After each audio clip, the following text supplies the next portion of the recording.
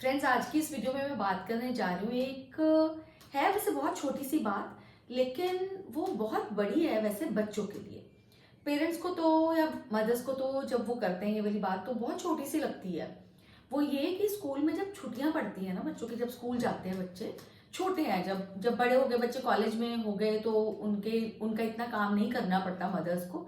लेकिन जब छोटे होते हैं तो नहलाने धुलाने से लेकर, मतलब उठाने से लेकर, नहलाने धुलाने से लेकर, उनको ब्रेकफास्ट कराना, फिर उनको लंच देना, फिर बीच बीच में भूख लग गई तब, तो वैसे जब बच्चे इधर उधर गंद डालते हैं, गंद मतलब टॉयज वगैरह इधर उधर फैला देते हैं, वो उससे ना कई मदर्स को मैंने देखा बहुत बहुत ज्यादा तकलीफ होती है। इतनी तकलीफ होती है, छुट्टियां जैसे ही, जैसे कि स्कूल में बच्चे चले गए तब तो उनको पता है कि रूटीन है, लेकिन जैसे ही छुट्टियां हुई थोड़े दिनों बाद ही तंग आ जाती है मदर्स। आप भी ऐसा करते हो या फिर आपके आसपास अगर कोई ऐसा करता है तो जरूर कमेंट सेक्शन में बताना, क्योंकि मैंने ये खुद सुना है ये वाली चीज जो है ना, कि इससे अच्छा तो बच्चे स्कूल में ही थे। कि पता नहीं क्यों हो जाती हैं छुट्टियां, स्कूलों में छुट्टियां होनी नहीं चाहिए। चलो जब रेगुलर छुट्टियां होती हैं, जैसे कि गर्मी की छुट्टियां हो गई, सर्दी की छुट्टियां हो गई, तब तो चलो किसी तरह से झेल लेती हैं मदर्स। लाइक होना नहीं चाहिए ऐसा, जैसे मैं आपको आगे भी बताऊंगी कि कैसे कैसे होता है, कैसे माइंड सेटअप आप अपना कर सकते हो। लेकिन अगर कोई एक्स्ट्रा छुट्टी हो गई, मतलब एक्स्ट्रा छुट्टी मतलब अगर सर्दी ज्यादा पड़ गई या फिर फॉग हो गई, तो फिर छुट्टियां बढ़ जाती हैं बच्चों की, या फिर फॉग है कुछ भी, या फिर ऐसी चीज हो गई कि जिसमें छुट्टियां पड़ गई जो कि नॉर्मल छुट्टियों से अलग है। फिर तो देखो इनके डायलॉग्स जो शुरू हो जाते हैं कि इतनी भी कोई फॉग नहीं पड़ रही थी जो छुट्टियां कर दी इन लोगों ने, इतनी तो कोई फॉग नहीं है, थोड़ा लेट कर देते स्कूल लेकिन कर तो देते ना। अब क्या होता है कि अब तो पूरा पूरा दिन बस काम में ही लगे रहो। और क्या वैसे क्या होता था कि 7:30 बच्चे निकल गए, 9:30 तक पूरा काम खत्म हो जाता था। और फॉग वाले दिन अगर बाई चांस कभी धूप निकल गई तो और भी मुसीबत, कि देखो फॉग की वजह से छुट्टियां कर दी, ये देखो इन लोगों को, स्कूल वालों को क्या है, इतनी तो धूप निकल रही है, छुट्टी कर दी इन लोगों ने। तो भाई एक्चुअली क्या है, 9:30 तक काम खत्म हो गया, 10 बजे तक क्यों परेशान होती है मदर ज्यादातर? वो इसलिए होती हैं, जो मैं आपको रियल में बताऊं, कि क्योंकि उनका ना चीजें छूट रही होती हैं, मतलब रेस्ट करना, कि सब चले गए, चलो स्कूल ऑफिस सब चले गए, रेस्ट कर लिया। ये पूरा दिन मैं समझती हूँ कि हाउसवाइफ जो हैं, जो घर में लेडीज रहती है, काम बहुत ज्यादा होता है उनको, लेकिन क्या होता है काफी सारी चीजें छूट रही होती है, उनके सीरियल छूट रहे होते हैं, उनकी गप्पें छूट रही होती हैं अपने आसपास वाले फ्रेंड्स के साथ, कि चलो ठीक है, जैसे मंडली बनाकर बैठ ली और वो हो गया।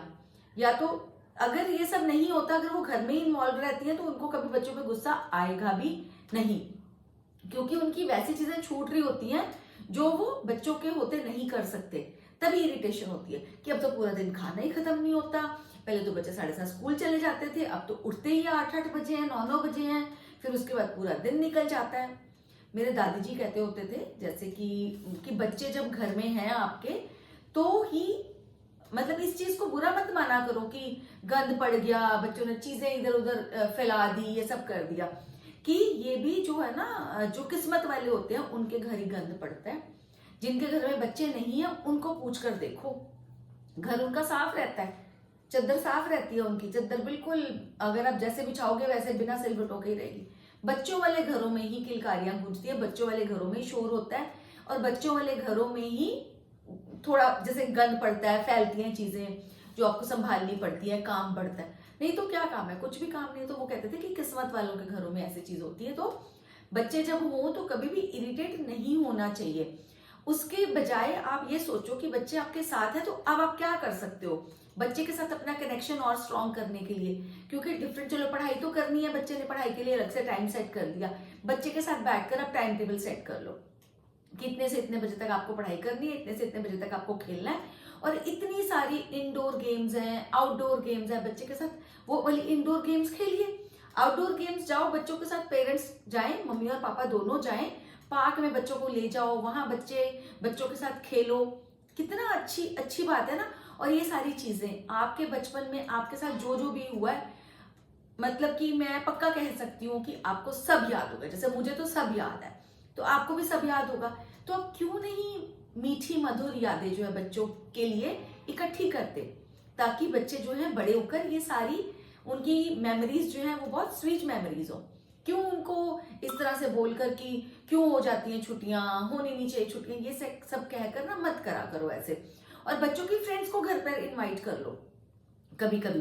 तो उससे क्या होगा, जैसे कि मैंने एक वीडियो में आपको पहले भी बताया था कि आपको पता होना चाहिए कि बच्चों के फ्रेंड्स किस तरह के हैं, आपके बच्चे कैसे फ्रेंड्स की कंपनी में रहते हैं, उनके कैसे संस्कार है, वो कैसे बोलते हैं, बड़ों की कैसे इज्जत करते हैं, आपको सब पता चल जाएगा।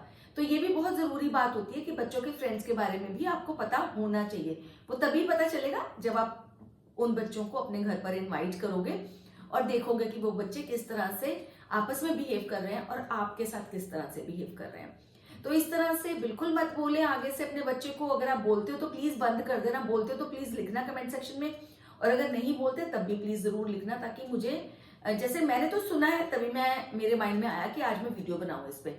और बच्चा जो है ना, वो भी तो एक इंसान है ना, आप भी एक इंसान हो, बच्चा भी एक इंसान है, बट वो क्या है कि छोटा इंसान है।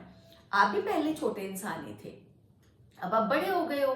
तो ये नहीं है ना, बच्चा एक ऑब्जेक्ट नहीं है कि बच्चे को कुछ भी आप कहोगे तो बच्चे पे कुछ असर नहीं होगा। जो भी आप बोलते हो बच्चे के मन पे असर उसका जरूर होता है। तो इस तरह की स्वीट मेमोरीज बनाइए आप बच्चे के साथ। पूरा प्लान करिए कि किस तरह से आप बच्चे के साथ पूरा डे स्पेंड कर सकते हैं, कि बच्चा कैसे, कब पढ़े, कब खेले। बच्चे के साथ मिलकर, ऑर्डर नहीं करना है उसको, बच्चे को बच्चे के साथ मिलकर टाइम टेबल बनाओ कि बेटा ये देखो, ये वाला टाइम है आपके पढ़ने के लिए, इस तरह से ठीक है ना। बच्चा अगर उसमें थोड़ा बहुत फेरबदल करना चाहता है तो वो भी अलाउ करो उसको बच्चे के साथ। और खाने पीने का भी आप पूरा, जैसे कि मैंने पहले भी वीडियो में बताया, छुट्टियां होती हैं, नहीं छुट्टियां होती हैं, बच्चे के साथ पूरा 1 वीक का ना पहले ही प्लान कर लो कि मॉर्निंग में क्या होगा, ब्रेकफास्ट में क्या होगा, लंच में क्या होगा, डिनर में क्या होगा, और जो स्नैक्स वगैरह है इवनिंग में उसमें क्या होगा। उससे क्या होगा, बच्चे को भी पता होगा कि उसको क्या मिलने वाला है और उसको खाना है। अगर आज उसको घिया मिल गया तो उसको पता है कि कल मुझे राजमा मिलेंगे, तो आज मैं ये खा लेता हूँ, ठीक है।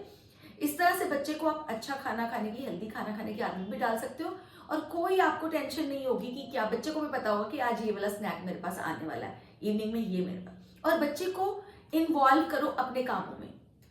जब छोटे होते से आप बच्चों को इन्वॉल्व करोगे, चाहे बेटा हो या बेटी हो, दोनों को ही इन्वॉल्व करिए। कि जैसे वॉशिंग मशीन के अंदर कपड़े डालने हैं या फिर कपड़े निकालने हैं जब धुल गए हैं तो बकेट में, ये सब चीजें बच्चों को बहुत अच्छा लगता है कि बच्चे हेल्प करें अपने पेरेंट्स की। और बिल्कुल इरिटेट नहीं होना अगर वो बच्चा कह रहा है कि किचन में मैं वो ये वाले काम में हेल्प करता हूँ, तो आपने ये नहीं कहना है कि बेटा आप बहुत गंद डाल देते हो, चलो आप, मैं अपने आप कर लूंगी, जितना आप काम करते हो उससे तो ज्यादा स्लैब गंदी कर देते हो। ऐसा मत करना। ऐसा करने से बच्चे का कॉन्फिडेंस डाउन होता है और बच्चे को फिर मन भी नहीं करता धीरे धीरे करके आगे वो वाला काम करने का। बच्चों को इन्वॉल्व करो अपने कामों में, इंडोर आउटडोर एक्टिविटीज करो, और पूरा टाइम टेबल बनाओ, ताकि ना आपको खींच आए और ना ही बच्चा जो है वो कभी इरिटेट हो। और हंसते हंसते, मुस्कुराते मुस्कुराते आप दिन पास करो। और बच्चों को कभी मत कहना आगे से कि क्यों हो जाती हैं ये छुट्टियां, बच्चों को तो, बच्चे तो स्कूल में ही ठीक रहते हैं।